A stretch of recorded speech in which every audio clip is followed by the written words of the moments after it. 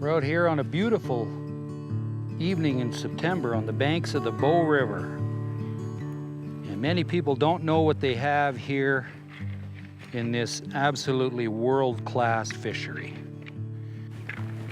And there are lots of people both here and around the world that come here to fish. And this is one of the best places to do it. For today, hopefully introduce some would-be fly fishers by learning how to cast a little bit. And that's really what we're going to do tonight, is just hopefully give people a few pointers about casting. Because catching a fish is the name of the game. So we'll just tie a little something on the end here to give us a little bit of weight, give us something to go with.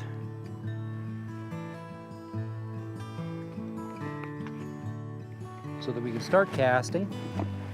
So for those people who have casted a certain amount, it's how much you cast. Practice, as they say, makes perfect. Perfect practice makes it even better. There are four pretty basic kinds of grips that you hold on your fly rod. And the first one is going to be what most people have learned, a lot of people have learned, me included, is the thumb on top grip.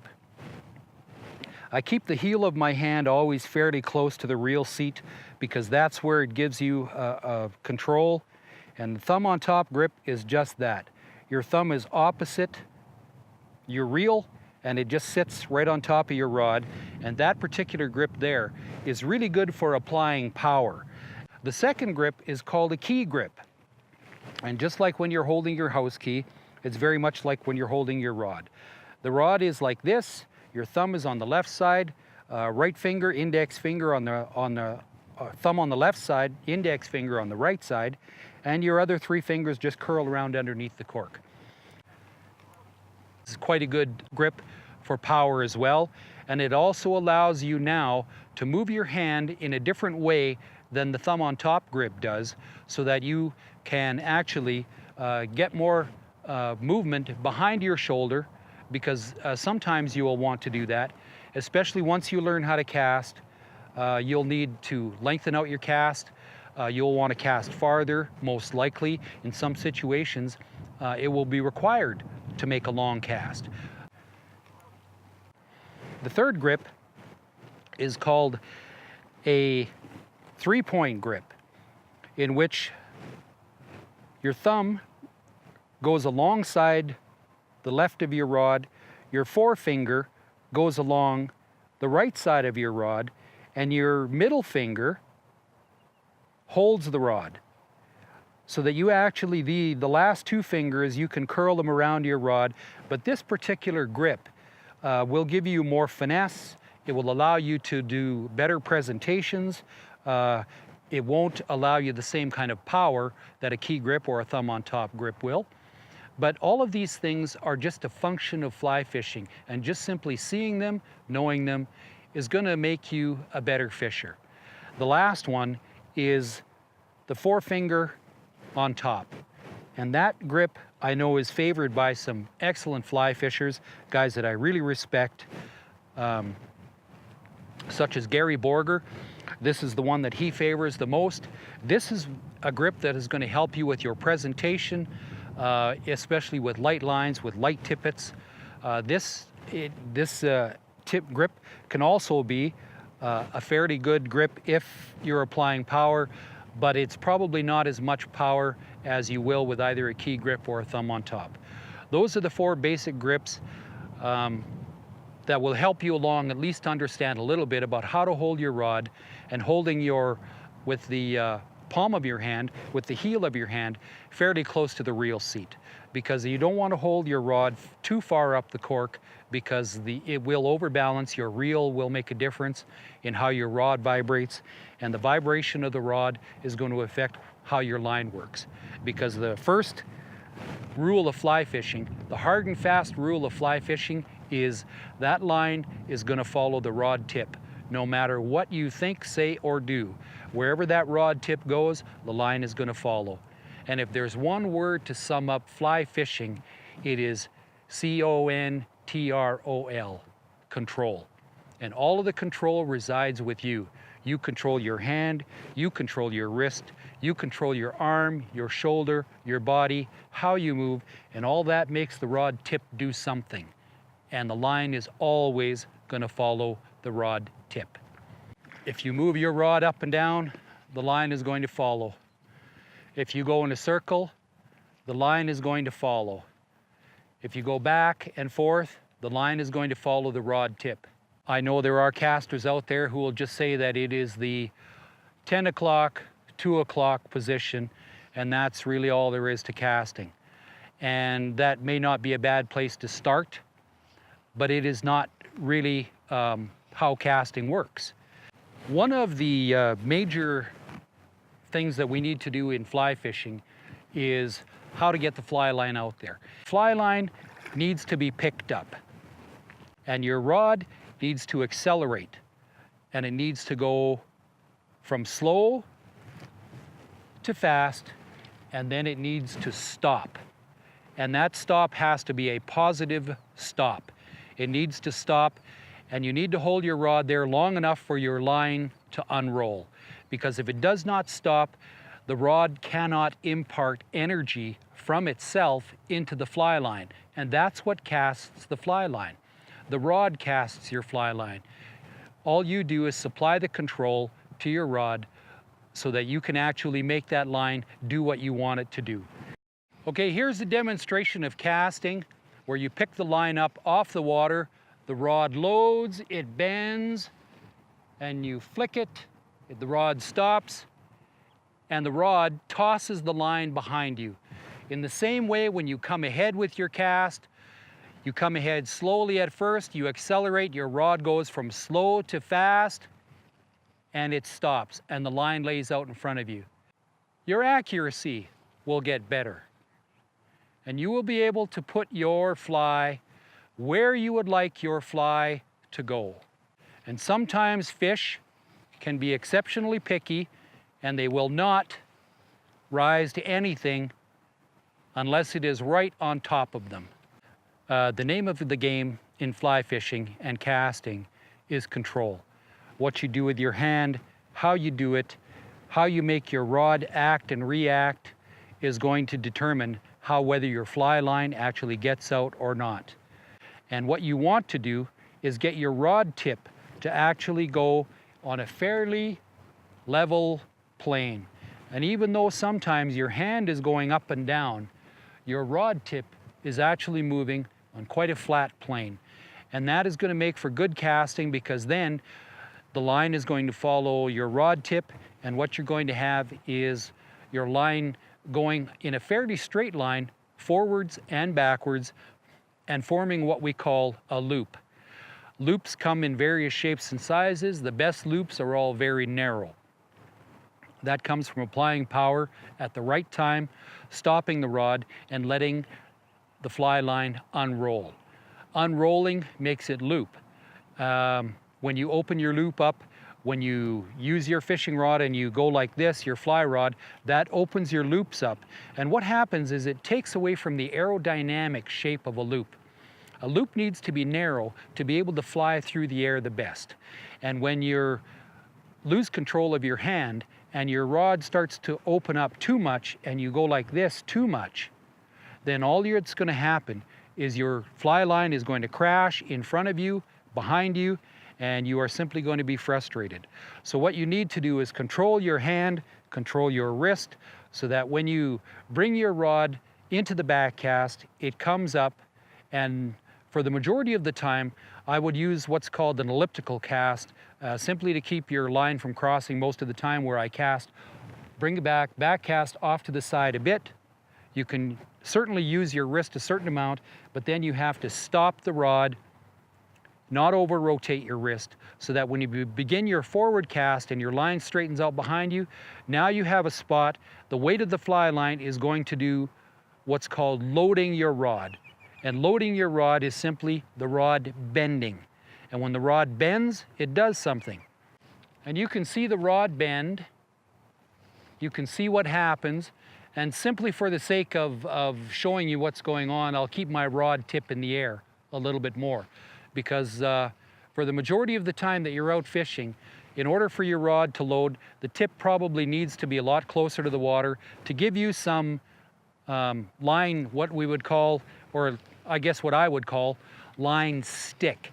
That provides your anchor, it provides something to let your rod load and then unload. And when it comes out behind you, you do the same thing now, because it is the weight of the fly line that loads your rod and allows your rod to unload and cast the fly line. One of the other things that I would say is that would be a good habit to get into is keeping your hands relatively close together. That way you do not introduce slack into the fly line, because slack in any cast is bad. Slack is not a good thing. When you pick up the line off the water, you accelerate, you bring the rod back, your hand stops, the rod stops, and the line unfolds behind you. And a mirror image of your back cast is your forward cast. Where your rod comes ahead, it uses the weight of the line to load the rod, and when it comes ahead and stops and cast. So we'll go with that, and that casts your line out.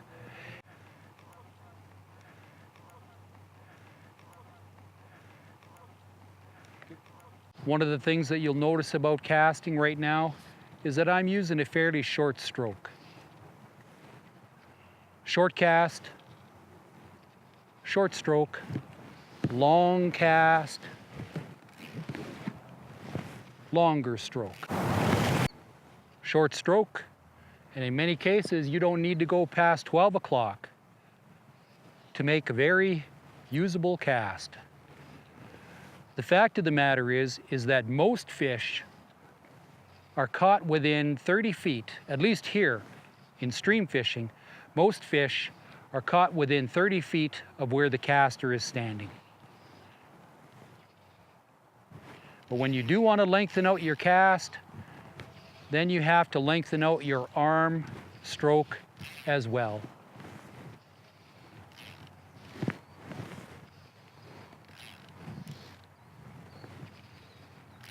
And for exceptionally long casts, the same applies, where you just simply move yourself, and at the same time you can rotate your body, you can use your shoulder, your back muscles to put more effort into it, and that certainly will make a long cast.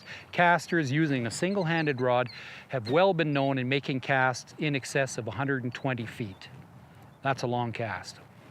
One other aspect of fly fishing in order to make a longer cast is what we would call shooting line.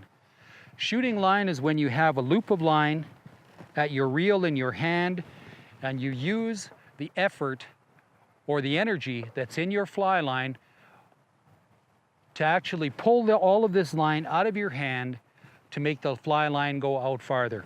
When you come forward on your forward cast, the rod needs to stop positively. Then you release the line, and once that nice loop is rolling out there, the energy in that fly line will take all of this line and turn it into a much farther cast. And that looks something like this. And when shooting line, don't put your rod tip too close to the water first. Let the rod tip stop and let the line go out. And you can lengthen your cast out a great deal simply by shooting line. When your rod comes ahead, it has to be a positive stop first. Then you release your line, and then the line will shoot. And now we'll talk a little bit about arm movement and how your arm is moving as you're casting. You can see that my arm, my elbow, is staying fairly close to my side, so that my arm is actually not moving that much. And the longer that you want to stretch out your cast, the more you are going to have to move your arm. However, for the majority of casting, you're going to need to keep your elbow relatively close to your body and let the rod do the work. Your hand does some of the work, your wrist does some of the work, But in a short cast situation like this, when you're casting 30 or 40 feet, the rod is going to do almost all the work. If you stretch your arm way out and your rod begins to move, it will do things like this, and then your line will crash. And that's not what we want to do. If we want to open up our loop, there are certainly times when you do want to open a loop up, such as when you want to make a softer presentation. That simply means that you want your fly and line to settle on the water more softly because you might have spooky fish somewhere. So in that particular instance, yes, you do want to open up your loop. But there are all of those nuances, and those are the things that we learn as we go along. As we learn to use our hands, our bodies, our shoulders, how you stand is important.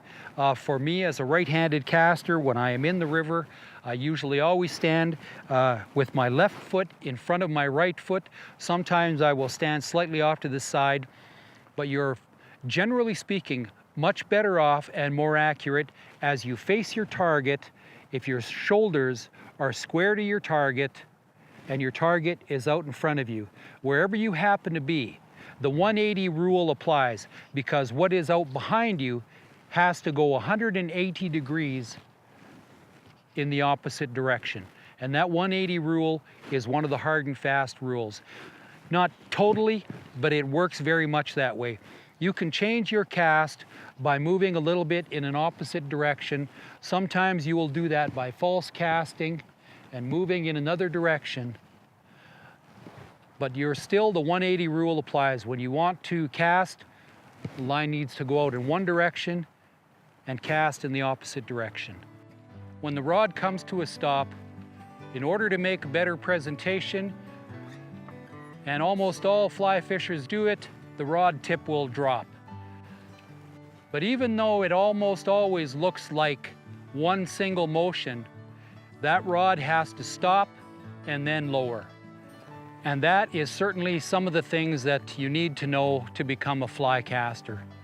I certainly did not cover all of the ground that could have been covered, but those are certainly some of the basics. I hope this helps.